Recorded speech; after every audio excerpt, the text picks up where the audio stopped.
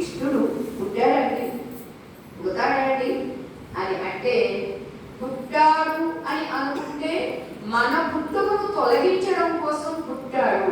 అదోపి sun అవ్యయాత్మ భూతానాం ఈశ్వరోపి sun ప్రకృతి స్వామధిష్టాయ సంభవామ్యాత్మమాయేన.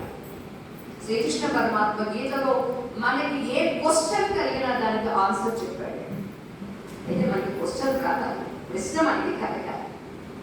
ప్రశ్న కలగకుండా ఎవరో చెప్తే ఏదోలా ఉంటుంది. ప్రశ్న మనకి కలిగింది అనుకోండి, అప్పుడు ఆన్సర్ స్వామి చెప్తాడు. మరి ఏమంటే అజుడు అంటున్నారు, పుట్టుక లేనివాడు అంటున్నారు, మళ్ళా ఒక ప్రక్క అవతరించాడు అంటున్నారు.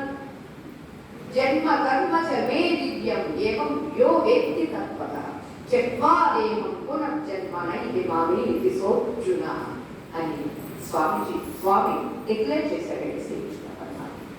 ఎవరైతే జన్మ కర్మ, నా యొక్క దివ్యమైనటువంటి అవతరణ, నా యొక్క భవ్యమైనటువంటి కర్మలు, లీగల్ ఏవైతే ఉన్నావో వాటిని ఎవడైతే తత్వతః వేత్తి, అక్కడ ఉన్నటువంటి మూలం ఏమిటి, కారణం ఏమిటి అని తెలుసుకుంటాడో, అలా తెలుసుకునేటువంటి వాడు తిరిగి పుట్టాడు. పుట్టాడు అంటే చావడు. మరి ఇప్పుడు పుట్టే ఉన్నారు కదండి అని అందామంటే అసలు పుట్టే లేదు.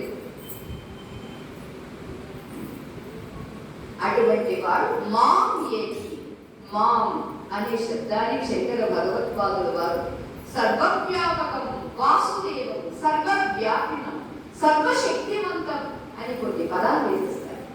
మనకు అర్థం కావాలి, ఏ ఒక్క పదాలైనా తెలుస్తుందిలే అని. అసలు ఇక్కడ ఎవరు శ్రీకృష్ణ పరమాత్మ ఒక సశరీరధారిగా చెప్పినప్పటికీ సశరీరుడుగా తాను ఎప్పుడు ఉండలేదు. ఇక్కడ మనందరం అర్థం చేసుకోవాల్సింది, ఒక గురువు అనేటటువంటి